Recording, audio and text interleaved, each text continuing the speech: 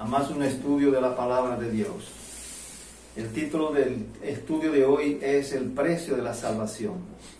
Nosotros, como mensajeros y enviados de Dios, debemos declarar y hablar todo el consejo, toda la exhortación de Dios, no solamente las bendiciones de Dios, pero también acerca de la terrible consecuencia que vendrá sobre los que no aceptan, los que niegan el precio de la salvación.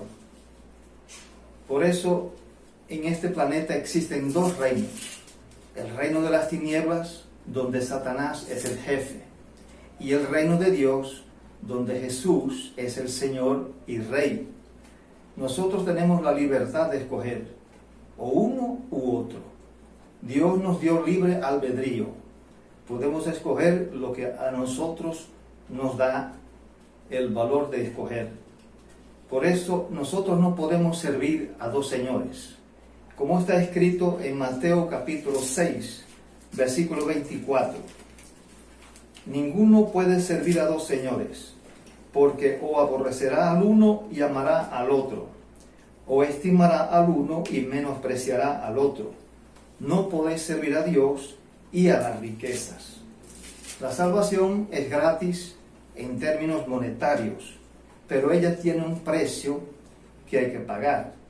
No es adquirida por dinero, porque a Dios no se compra por dinero. La salvación no es adquirida por hacer buenas obras, no es adquirida por hacer sacrificios, porque los sacrificios no valen de nada para adquirir la salvación. La salvación no viene por frecuentar la iglesia, no viene por uno dejar de tomar bebidas alcohólicas, no viene por cortar el cabello o no viene por poner o quitar falda. Nada de eso, eso son cosas del mundo. La salvación solamente viene por entregar y recibir a Jesucristo como Señor y Salvador de nuestra vida. Por eso, en Efesios capítulo 2, versículos 8 y 9, dice: porque por gracia sois salvos por medio de la fe, y esto no de vosotros, pues es don de Dios, no por obras, para que nadie se gloríe. Como aquí vemos, la salvación no viene por uno hacer buenas obras. La salvación viene por hacer de Jesús nuestro Señor y Salvador de nuestra vida, y Salvador personal de nuestra vida. Por eso nosotros fuimos salvos para servir a Jesús con nuestros talentos. Fuimos santificados por la sangre de Jesucristo, separados, fuimos apartados para servir y anunciar las virtudes de aquel que nos salvó, que nos quitó de las tinieblas. En la primera de Pedro, capítulo 2, versículo 9. Mas vosotros sois linaje escogido, real sacerdocio, nación santa, pueblo adquirido por Dios, para que anunciéis las virtudes de aquel que os llamó de las tinieblas a su luz admirable. La salvación viene por reconocer que todos pecaron y están destituidos de la gloria de Dios. La salvación solamente viene por fe en Jesús y no por las obras que uno hace ni por los sacrificios que uno pasa. Tenemos que reconocer que Jesús es el único camino. Jesús es el intermediario entre Dios y los hombres, como está escrito en la primera de Timoteo, capítulo 2, versículo 5. Porque hay un solo Dios y un solo mediador entre Dios y los hombres, Jesucristo hombre. También tenemos en Hechos capítulo 4, versículo 12. Y en ningún otro hay salvación, porque no hay otro nombre bajo el cielo dado a los hombres en que podamos ser salvos. Nosotros tenemos que recibir a Jesús como nuestro Señor y Salvador de nuestra vida. Salvador porque Él vino para salvar, para curar, para liberar y nos dio vida con abundancia. Y Señor porque Él pasa a partir del momento que lo recibamos a gobernar nuestra vida. No hay salvación en nuestra vida si esto no sucede. Tampoco no hay salvación si no hay santificación. La santificación significa separación, apartado. Tenemos que apartarnos de las cosas de este mundo. Nosotros fuimos consagrados, apartados para servir a nuestro Dios. Por eso muchas personas dicen, yo no tengo llamado, pero todos nosotros hemos sido llamados por Dios. Cuando nosotros fuimos salvos, a partir de ese momento ya recibimos el llamado de Dios para continuar a servir a Jesús y no a vivir como vive el mundo. No hay salvación si nosotros no servimos a Jesús. Y lo podemos comprobar en Mateo capítulo 24, versículos 45 al 51. Dice Jesús: ¿Quién es, pues, el siervo fiel y prudente, al cual puso su Señor sobre su casa para que les dé el alimento a tiempo? Bienaventurado, bendito aquel siervo, al cual cuando su Señor venga, le haya haciendo así. De cierto os digo, que sobre todos sus bienes le pondrá. Pero si aquel siervo malo dijere en su corazón, mi Señor tarda en venir, y comenzare a golpear a sus consiervos, y aún a comer y a beber con los borrachos, vendrá el Señor de aquel siervo en día que éste no espera, y a la hora que no sabe, y lo castigará duramente, y pondrá su parte con los hipócritas. Allí será el lloro y el crujir de dientes. Jesús es bien claro aquí. Puede ser un siervo, pero si el siervo se aparta de las cosas de Dios, ese siervo es lanzado en el infierno. Hay que servir a Jesús, pero no de cualquier manera, porque Dios no acepta que lo sirvamos de cualquier manera, que lo sirvamos con miedo o lo sirvamos con temor. Él no acepta tampoco que lo sirvamos por obligación. Tenemos que servir a Jesús con sinceridad, con dedicación y con amor a Jesús. En la primera de Corintios, capítulo 9, versículos 16 al 19, dice: Pues si anuncio el Evangelio, no tengo por qué gloriarme, porque me es impuesta necesidad, y ay de mí si no anunciare el Evangelio. Por lo cual, si lo hago de buena voluntad, recompensa tendré.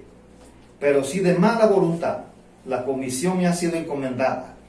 ¿Cuál pues es mi galardón?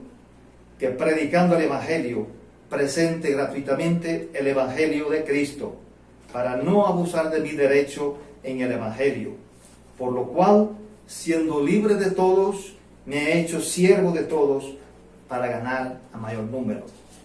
Como vemos aquí, nosotros, a partir del momento que empezamos a servir a Jesús, tenemos que mentalizarnos que hay que conquistar almas para Jesús, porque esas son las perlas que Jesús quiere, que conquistemos almas para su reino.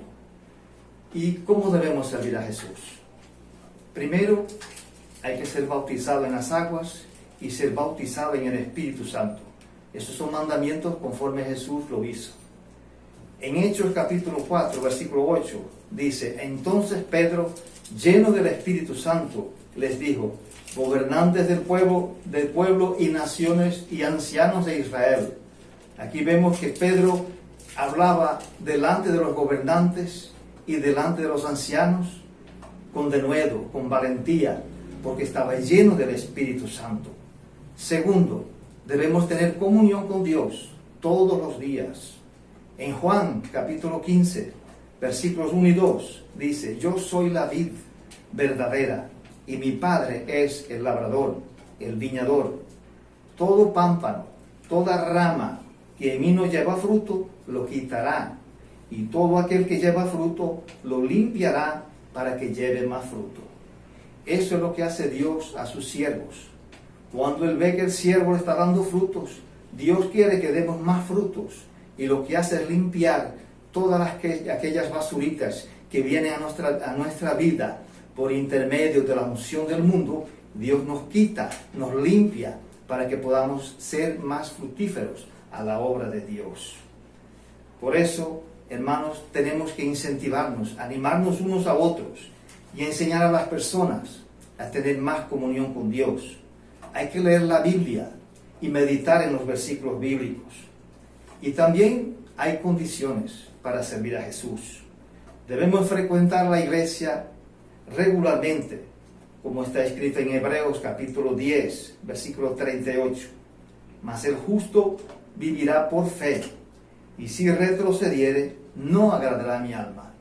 Dios no se agrada cuando la persona empieza a frecuentar la casa de Dios y por cualquier motivo se aparta.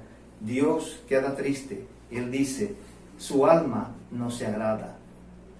Por eso debemos tener nuestra vida en día, dar buen testimonio con Dios y con los hombres.